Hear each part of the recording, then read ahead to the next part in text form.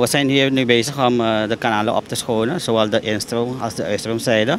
De uitstroomzijde hebben we deels al gedaan, 100 meter. En nu zijn we bezig met de instroomzijde, waarbij we met een swamp excavator nu de werkzaamheden uitvoeren.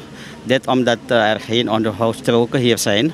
Vandaar dat we eigenlijk zo'n machine moesten inzetten om het eigenlijk te onderhouden. Dit is een jaren niet onderhouden, zeker 10 tot 15 jaartjes. We zijn nu bezig om het kanaal op te schonen. Met dat swamp excavator kan je gewoon in het water gaan en dan de kanalen gewoon opschonen. Dat is niet mogelijk met een normale machine. Nu is het dat zeker dat nog 10 tot 15 jaar dat het kanaal niet is onderhouden.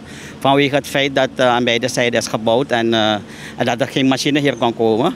Nu heeft een aannemer een machine laten aanschaffen, vooral zulke projecten uit te voeren. We zijn nu al bezig en het is een pilotproject en als dat goed gaat werken, dan gaan we ook uitkijken naar die andere pompgemalen.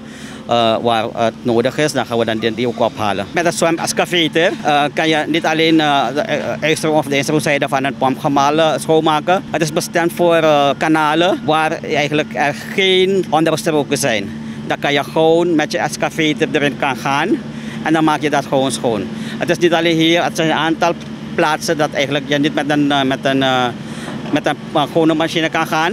Dus dat is een heel handige machine om dan met zulke machines dan toch de kanalen op te schonen.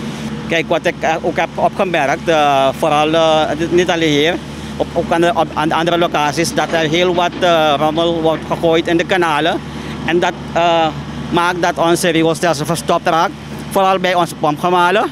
Want als te veel gras of te veel flessen bij de pompgemaal komt, dan moet je die pomp gewoon uitmaken en dan moet je ervoor zorgen dat je alles weghaalt voordat je de pomp weer gaat inschakelen.